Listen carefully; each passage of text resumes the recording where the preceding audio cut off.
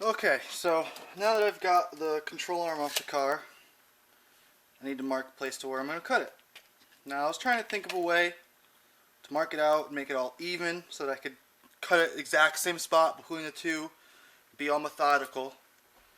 But then I realized, and you know, it's not really what my car is about, so I'm just going to go ahead and just go 1.5 inches from there. We'll just assume that this lies in the same place on the other side, and we're just going to cut it. Hope for the best. So now that I've gotten my pieces cut in half, I took 2 little pieces of, I think it's like 3/8 round stock, and basically where these two halves come together right here, I'm going to take one and kind of just use those to center my other half. You know what I mean?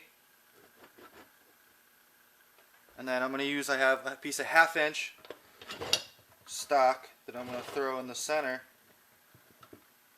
as additional support.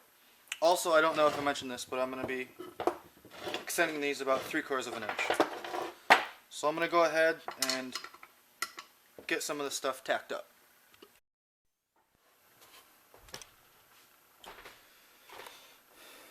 So before I put these things on the side, basically the first thing I did is I just went back in, threw it in the vise, and tacked it back in place, basically just, you know, exactly where it should be.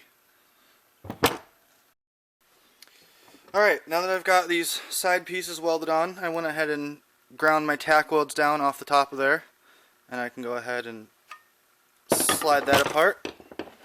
Next step is going to be, I'm going to have to put this 1/2 inch stock in there. It's a little loose, so I'm going to tack that in place where I want it. Slide this center piece back on, like so, and then basically just adjust that to where I need it. Weld those in place, and then just fill in the gaps with some steel and box in the bottom. Alright, I got this piece, the stock, welded in there. Not really gonna focus, I don't think. I'm not a fucking amazing welder, but I know that this will fucking hold. I'm not really worried about it falling off on the highway or anything like that.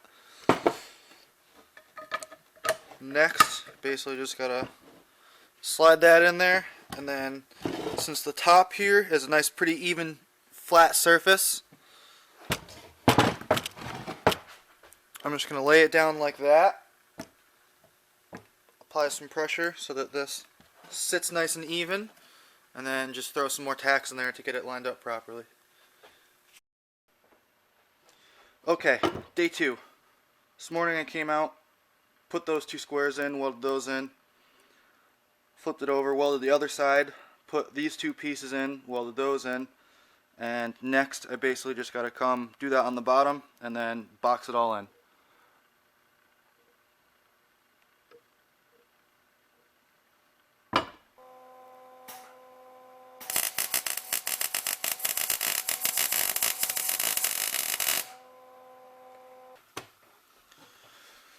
Okay, so it's done.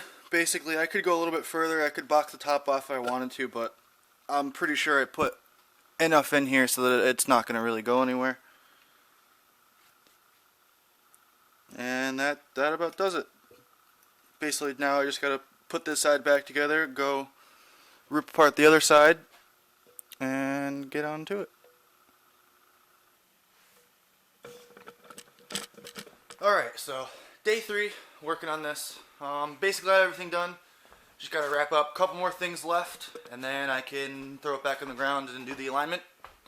I just wanted to add in one more thing. I didn't really think about this until I started putting everything back together, but you are going to need to extend your tie rods, your outer tie rods, but it's as simple as just I loosened them, threw an extra nut on here, and then just welded the first nut to the tie rod. Just kind of giving it some more length so that more threads can grab. Simple enough. Like that. Doing the alignment now, everything's back down. And this is why you can't try and do your alignment just from your eyeballs. See how fucking toed out that shit looks? Right? You'd think it was really fucked up. See it get fixed when I push the fucking fender in? My fenders are fucked up, so I can't really go off of trying to do it by like body lines and shit. So I'm doing the string method, which it's on point.